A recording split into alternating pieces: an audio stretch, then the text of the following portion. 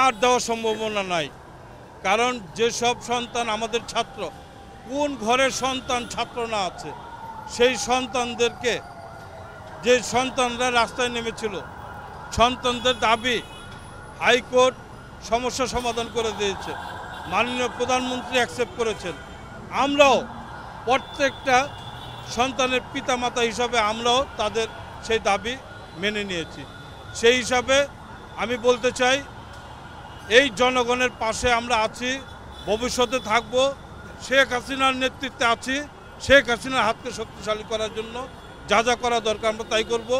যদি সরকারি সম্পত্তি, এই যে মেট্রো ট্রেন, 60টি বছর আমার জনগণ কষ্ট করেছে, 60টা বছর কষ্ট করে তার উপকার পেয়েছিলাম। মেট্রো ট্রেন এখন ধ্বংসের মুখে করে দিয়েছে। কবে চালু হবে জানি না, তবে প্রধানমন্ত্রী আশ্বাস দিয়েছে অতি দ্রুতই চালু হবে।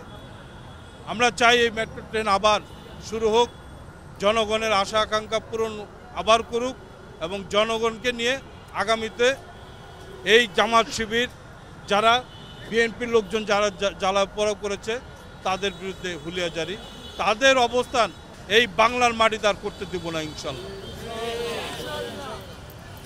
আমরা দেখেছেন যে 17 তারিখ থেকে সকাল থেকে শুরু করে আমাদের নেতাকর্মীরা মাঠে ছিল, এবং তারা যে এই যে জ্বালাও পোড়াও, মেট্রো সহ আরও অনেক সরকারি সম্পদ নষ্ট করেছে। আর তার পরিপ্রেক্ষিতেই আজকে আমাদের নেতাকর্মীরা ঢাকা 16 আসনে, ঢাকা 14 আসনে, আমার ঢাকা 16 আসনে প্রায় 32টা স্পট করেছে আমাদের নেতাকর্মীরা, ওখানে ওখানে বসে আছে।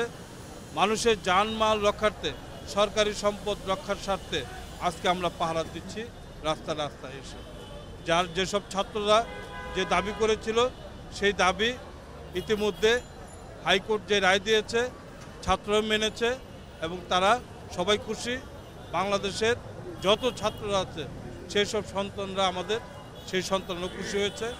এবং ইতিমধ্যে জামাত শিবির, বিএনপি যারা রাস্তায় নেমে ইতিমধ্যে আজকে সকালেও আপনারা দেখেছেন যে 10 নম্বরে কয়েকজন ছাত্র নেমেছিল। এরা ছাত্র না, এরা হলো ছাত্র নাম দিয়ে বিএনপি জামাতের শিবিরের গোষ্ঠী। ইসিবি চত্বরও তাই করেছিল, পুলিশ তাদেরকে আইনগত ব্যবস্থা নিয়েছে। আমরা রাস্তায় আছি। আমাদের ঢাকা 16 আসনের, আমি সংসদ সদস্য হিসাবে ঢাকা 14 আসনের মাননীয় সংসদ সদস্য মাইনুল ইসলাম নিখিল সহ কাউন্সিলর বৃন্দরা সহ ওয়ার্ডের সকল নেতাকর্মীদেরকে নিয়ে আমরা অবস্থান করছি, যাতে মানুষের জানমাল রক্ষার স্বার্থে আমরা মানুষের পাশে আছি।